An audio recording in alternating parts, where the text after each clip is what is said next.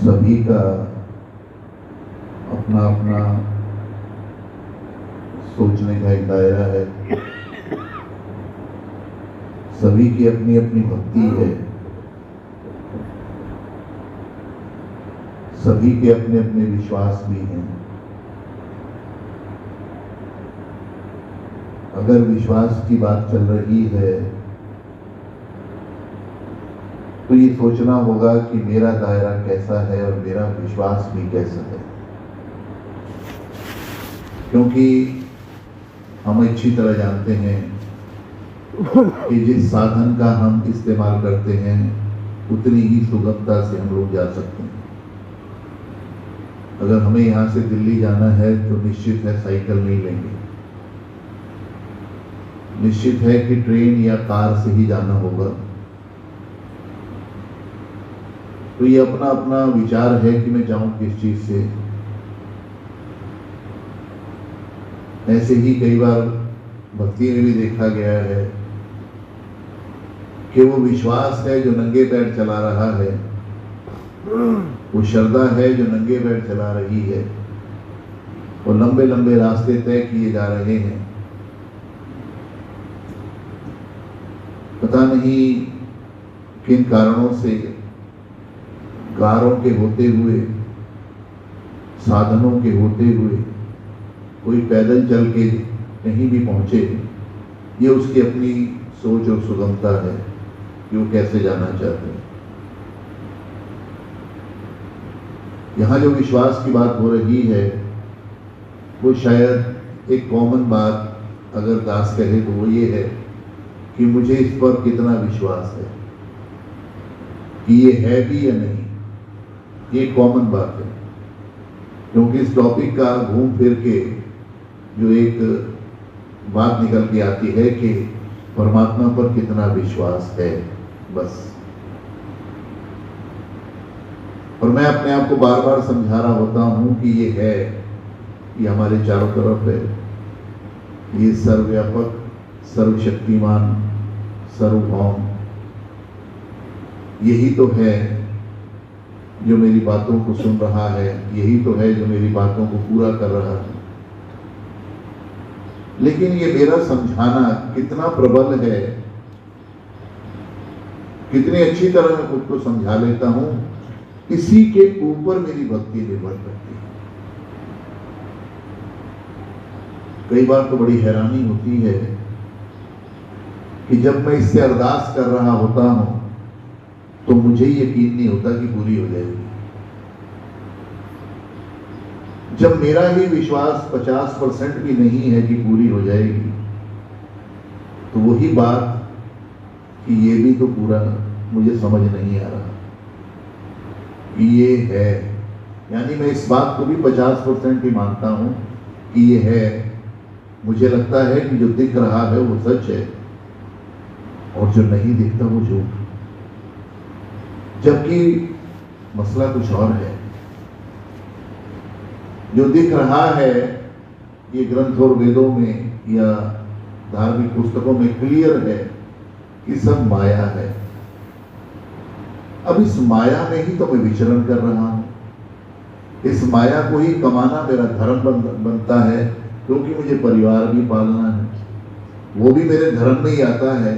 तो फिर मैं इसको माया क्यों मानूं? एक ऐसा विचार भी दिमाग में आ जाता है कि जब सब माया है तो क्या मैं माया से अलग जाके जंगलों में रहूं, पहाड़ों पे रहूं, या फिर मैं इस माया से कैसे दूर जाऊं? तो इसी उलझन में ही जिंदगी का एक दिन और निकल जाता है, और एक एक दिन करके महीने, साल, पता ही नहीं चलता, उम्र भी निकल जाती है। और मैं ये डिसाइड ही नहीं कर पाता हूं कि इस माया से कैसे छूटूं और इस माया राम को कैसे पाऊं। ये टॉपिक जो विश्वास है ये बैलेंस की बात करता है। जैसे कि हमने सुना भी है कि भक्ति वाल्मीकि एक खंडी दिखी है, शर्त है कि इस खंडे के ऊपर चलना पड़ेगा। और शर्त ये भी है कि गिरना नहीं है, बैलेंस बनाना है। तो कैसे बनेगा? तो उसका सबसे बड़ा सहारा विश्वास है कि मेरा जितना मजबूत विश्वास है उतना मेरा बैलेंस मजबूत है। और जहां जहां मेरा विश्वास डोला, कहीं मैं माया की तरफ चला गया, कभी मैं इस तरफ चला गया, तो मैं एक जीवन को स्थिर नहीं जी पाता। विश्वास एक ऐसा मजबूत बनाना है, सबसे पहले मुझे उन आयामों को छूना है जहां से विश्वास मजबूत होता है। पहले मुझे ये देखना है कि मैं भी हूं या नहीं, मैं कौन हूं। यहां से शुरुआत कर ली जाए। अपने आप से पूछा जाए, क्या सचमुच तू वाकई तू है जो दिख रहा है या कुछ और है? दास ने जिक्र भी किया था कि एक लाइन बड़ी पसंद है कि मन तो ज्योत स्वरूप है, अपना मूल पहचान। मुझे ये पूछना पड़ेगा खुद से कि जो तू दिख रहा है शरीर में, तू वाकई ये है या तू इसके अंदर है? अगर मैं इसके अंदर हूं तो इस शरीर को एक साधन मान लिया जाए, और साधन इस बात को समझने का कि चारों तरफ क्या चल रहा है। और अगर मैं अपने आप को साधन मान लेता हूं तो मुझे समझ आना शुरू हो जाता है कि ये सारे भी साधन बैठे हैं, ये भी केवल मिट्टी के पुतले हैं जिसको तू चला रहा है, तू अंदर बैठ के चला रहा है। मैं भी मिट्टी, ये भी मिट्टी, तो ये चल क्या रहा है? ये एक वो वाला बचपन का खेल चल रहा है जिसको घर घर कहते थे।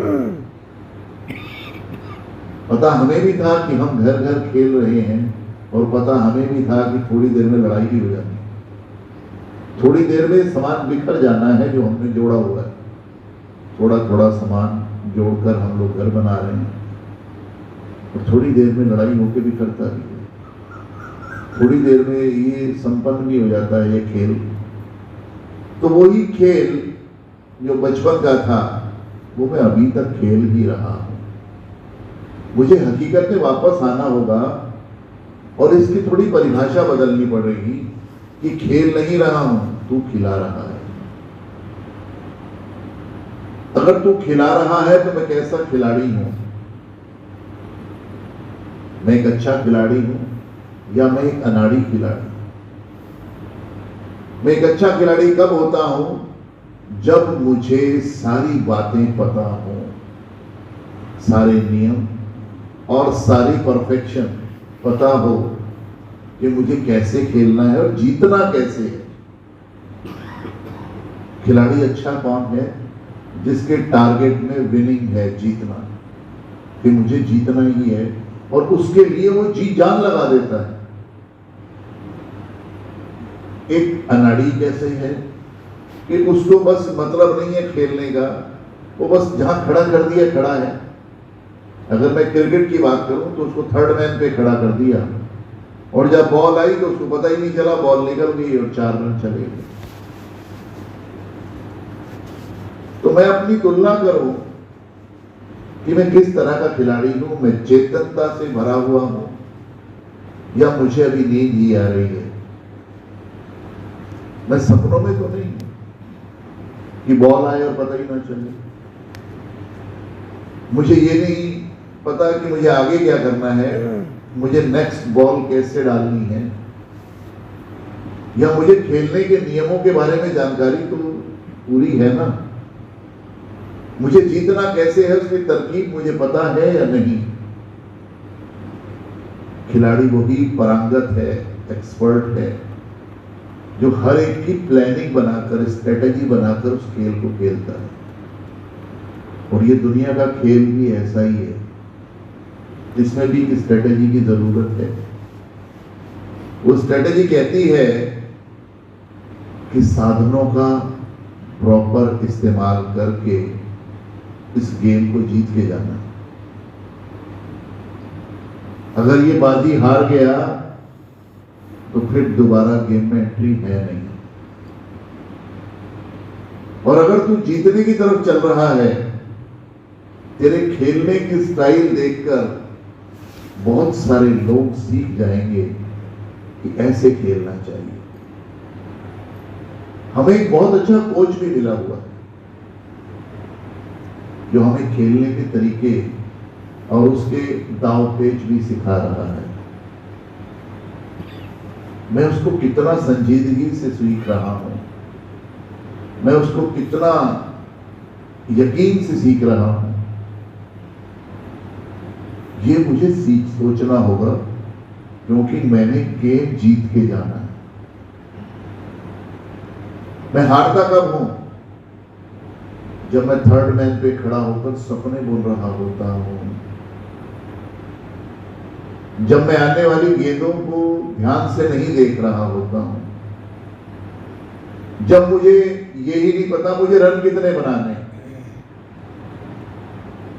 जब मुझे यही नहीं पता मुझे दूसरे वाले रनों को रोकना कैसे है, तब मैं हार रहा हूं।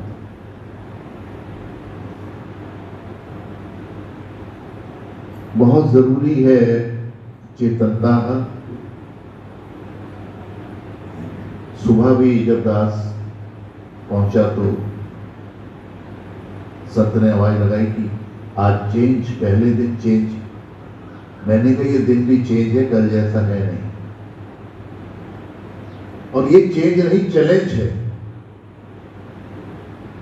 रोज एक चैलेंज है, और इस चैलेंज को मैंने कितनी सरलता से फेस करके जीत लेना है कि दिन परिस्थिति चाहे जैसी भी हो, मुझे देश काल और परिस्थितियों के मुताबिक जो मेरा कोच सिखा रहा है, जो मेरा गुरु सिखा रहा है, जो मेरा मुर्शिद सिखा रहा है, मुझे उसी हिसाब से खेलना है, तभी मैं जीत पाऊंगा। मैं अपनी मनमानी ना कर जाऊं, मैं अपनी सोचे और सपने ना बीच में डालूं। मुझे गेम जीतना है। अगर मैं बाजी हार के गया तो सबसे बड़ा अफसोस किसको होता है? मेरे कोच को। खिलाड़ी तो अच्छा था, पता नहीं क्या हुआ। खिलाड़ी तो अच्छा था, बाजी अपने हाथ में ही थी सारी, पता नहीं ये अनगैली कैसे कर गया, आलस कैसे कर गया। मुझे इधर उधर की बातों में अपने आप को नहीं उलझाना। मैंने अपने टारगेट को देखना है कि मुझे रन कितने बनाने हैं, और समय रहते बनाने हैं। ओवर्स जितने हैं उतने में ही बनाने। अब मेरा विश्वास शुरू होता है कि मैं बना लूंगा या नहीं। विश्वास के लिए सबसे पहले मुझे अपने इस शरीर से बाहर निकलना है, क्योंकि सबसे बड़ी रुकावटें ये शरीर मुझे पैदा कर देता है। सबसे बड़ी उलझनें इस शरीर के बड़े होने की और स्मार्ट होने की और सबको दिखाई देने की, अपने आप को इंटेलिजेंट साबित करने की, अपने आप को बहुत बड़ा साबित करने की एक भ्रमों वाली स्थिति शुरू हो जाती है। जबकि साफ साफ लिखा है कि जो जितना मिटता है, जो जितना खुलता है, जो जितना खुद को खत्म कर लेता है, इसकी रजा में उतना ही ऊंचा जाता है। ये बात समझ नहीं आती और मैं विश्वास की बात करता हूं। मैं इसको देख नहीं पाता और विश्वास की बात करता हूं। मैं खुद को भी समझ नहीं पाता और विश्वास की बात करता हूं। तो ये तो बातें ही हैं।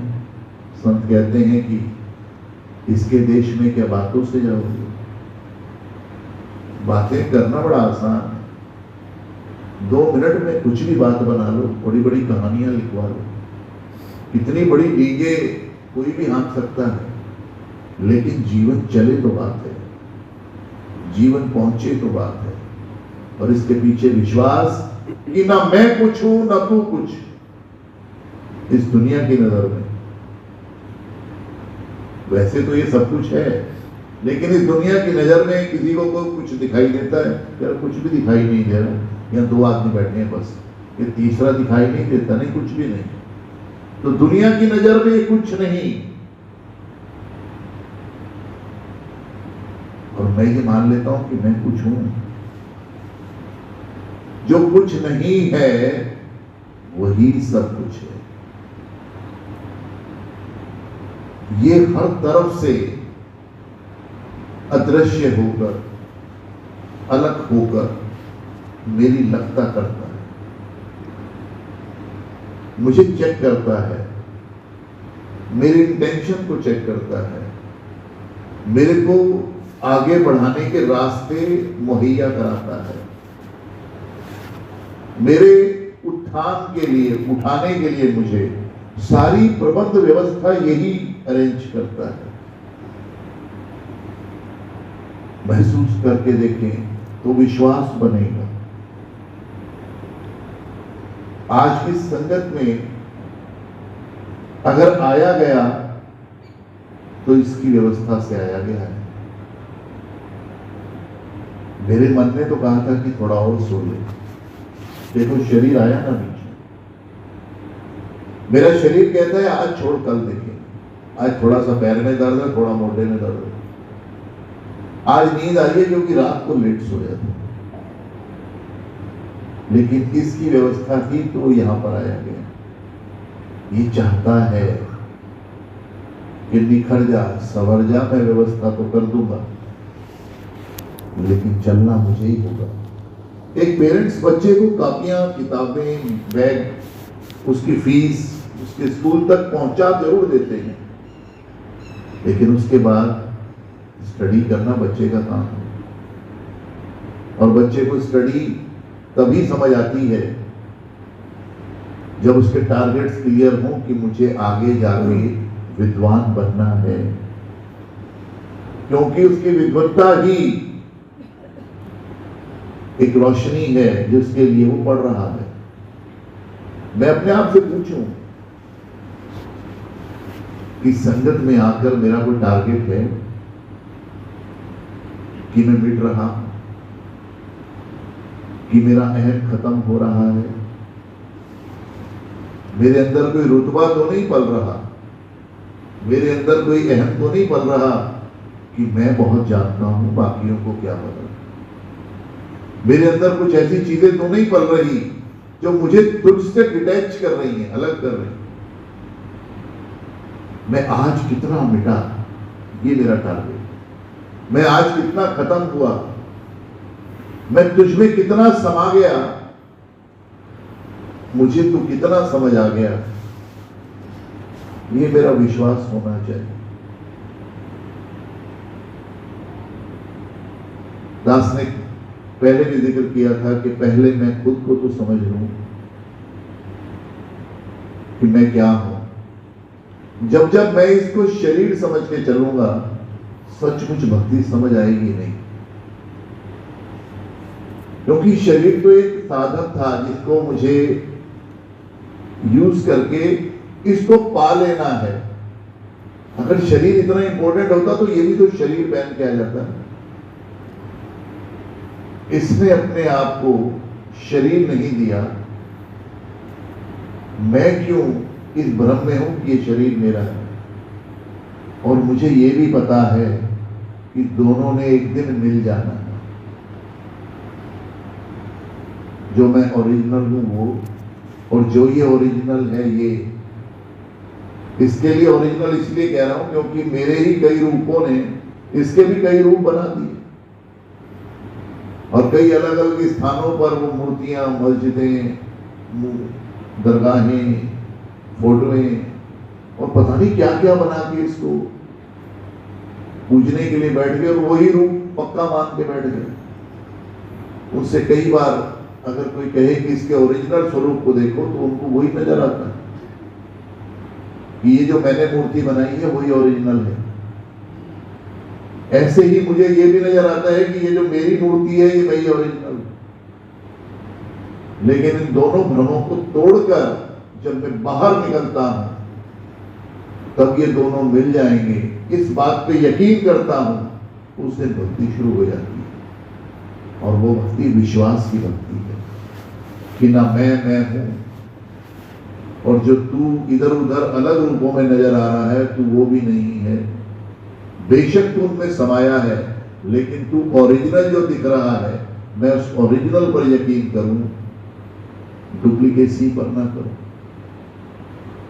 और तभी मेरा और तेरा एक सीधा संबंध हो जाएगा कि तुझसे बातें भी रूबरू हो जाए, तेरी जान पहचान भी रूबरू हो जाए, तेरे इशारे भी ऐसे समझ आ जाए जैसे तू सामने किसी इंसान के रूप में बात करते हैं ऐसे कर रहा है। तब यकीन होगा कि वाकई मैं मिट चुका हूं, वाकई तुझे पा चुका हूं और तू मेरा एक वो टारगेट पूरा कर रहा है जिसके लिए तूने मेरा निर्माण किया। अदरवाइज पूरी जिंदगी बस इसी उलझनों में मिट्टी के खिलौनों से खेलती हुई निकल जाती है